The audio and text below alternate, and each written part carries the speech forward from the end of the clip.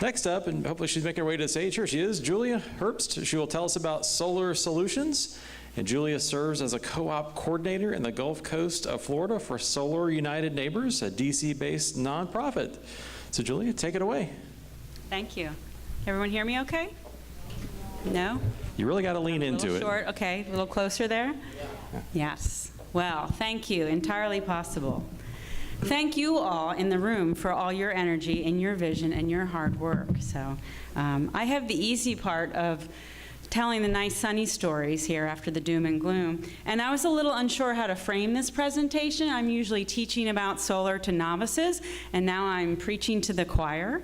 And amidst all the recent climate reports, I was cheered by the announcement of the Nobel Prize in Economic winners, William Nordhaus and Paul Romer. And they addressed how market economy interacts with nature and knowledge and climate change. Okay. And amidst all these reports, I heard words like technological innovations, ideas versus goods, prosperity, thriving, the spread of ideas, technology and ideas. And I was particularly excited about this phrase from some of Paul Romer's press conference on climate change reporting, and whether it's too late to do anything. And the quote was, "It's entirely possible for humans to produce less carbon." He said, there'll be some trade-offs, but once we begin to produce fewer carbon emissions, we'll be surprised it wasn't as hard as was anticipated. So these reports and our presentations today can have several results. They can make us feel daunted or apathetic or hopeless, or maybe they make us angry, but angry and informed, and angry and motivated to attack a very hard problem. So today, I'm much more excited to share some of the successes that Solar United Neighbors has accomplished and about solar technology and ideas that we can use to do much more, much better. So let's talk about the solar technology. So solar energy, fortunately, this is not new. It is here and now. It is simultaneously local and global. So back to working on cruise ship Earth, local and global. It's abundant, it's clean, it's renewable. Fortunately, it is also nonpartisan, and its success does not depend on people's view on climate change. Yay for us. People go solar for many different reasons, to save money, to reduce pollution, for good jobs, economic reasons. But regardless of the reason a homeowner goes solar, the technology still works, and it remains here and now, local, global, abundant, clean, and renewable. So fortunately at Solar United Neighbors, we don't have to sell any ideas or technology. We're a nonprofit national organization. We're vendor neutral. We have field operations in 9 states. We're adding Texas, Colorado, and Indiana. Yay, we're gonna keep growing. In Florida, we've partnered with the League of Women Voters to expand access to solar by educating Floridians about the benefits of distributed solar energy and helping them organize in group solar installations. We believe homeowners should have the right to produce their own power, and we envision a clean, equitable energy system that directs control and benefits back to local communities. We are people-centric, so this idea is connecting the technology and the ideas always through people. Starting with these 2 boys, these middle schoolers, who came home to our now executive director, their mom, wanting to go solar, to seniors wanting low electric bills in their retirement years as they get ready to sell their lifelong home that is now solar for a good price. We do this through this model, through this cycle. We help people join together, go solar, and fight for their energy rights. And you can enter this circle in any portion at any time, in any way. We also join people together through solar co-ops, of course, and we'll talk about that.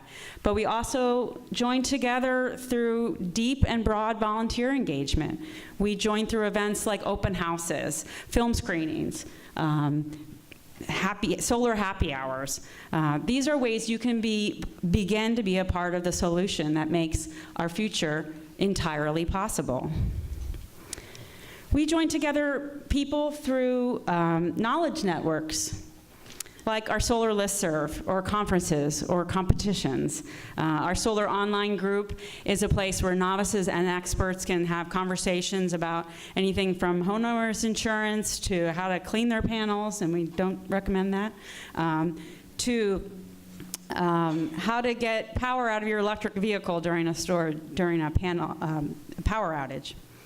Conferences like our Solar Congress, which is happening this Saturday, December 1st, in Miami, bring together people for information, city strategies, and new technology. We join together people with partners and projects to become parts of the real solutions. The charge and the challenge now is to make connections with more and more unlikely partners, more unlikely neighbors, and spread solar literacy across more and more organizations.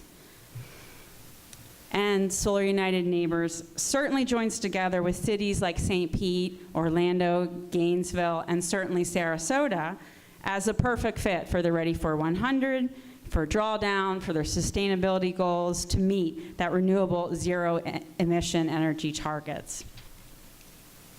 We focus on solar. When we focus on going solar part of the cycle, we focus on a distributed energy system. It's distributed solar energy, because it provides more community benefits versus utility scale projects and things like habitat that were spoken about.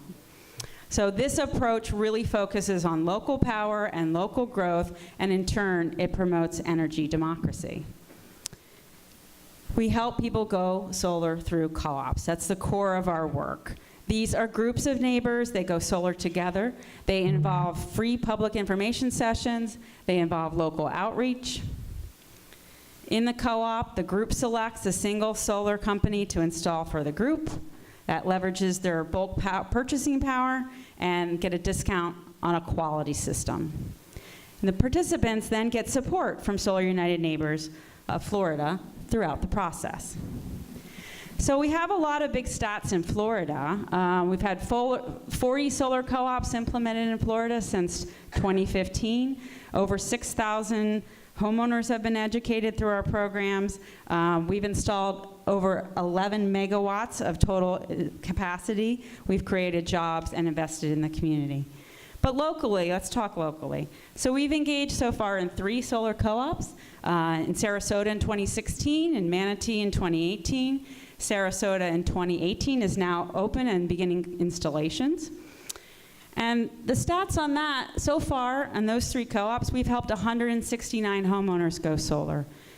That's almost 1.6 megawatts that we've installed through the solar co-ops, and the equivalent of almost 60 million pounds of carbon through a lifetime offset. That's a lot of offset.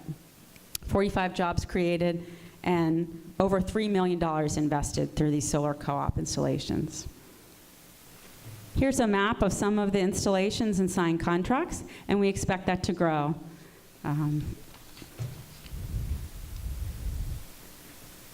So there is there's growth outside of the co-op as well as far as going solar. Because of the information that a co-op participant gains, they're likely to go solar outside of the co-op if they don't go with the installer, or at a future time. They're more likely to tell their neighbor. The co-ops are highly valued. Even for people who don't go solar through the co-op, they would recommend the process. 86% of the people who don't even go solar through the co-op recommend the process. So we feel it's a very successful public solar literacy education piece. And other ways to help people go solar. We're creating meaningful engagement with different communities to spread the word about clean energy. We have a membership program with a free help desk. We have education programs like Girl Scouts and Boy Scouts and their Sun Patch, always to keep the youth growing up knowing that this is an option and a piece of their future. We have realtor trainings on how to sell your solar home, how to value your solar home. And we have a solar business directory that we want to grow. So when you travel and you go around, do you want to patronize a solar business? The portion about fighting for our energy rights, Solar United Neighbors is active in that, whether it's legislation campaigns on ballot initiatives, working on fighting, help maintaining net metering policies, or reducing barriers to permitting for solar installations. These are ways that we're fighting for our energy rights. And we're fighting for solar democracy, which requires engaged, active citizens and a strong marketplace. People who've gone solar with our co-ops are twice as likely to take advocacy actions, and they do want to volunteer. We help the market through installer support. We're accelerating a very competitive market, and we help grow the early adopters by getting them over this hurdle of understanding solar and its costs and how it works. We're also marketing some new co-ops with EV co-ops and battery storage co-ops. We're developing guides and programs. Most of the homeowners want to own, finance, and control their energy, and most are considering adding storage. And if because you're missing the transportation session over there, just for our stats, 28% of solar owners have electric vehicles, and that is growing, and we're measuring that.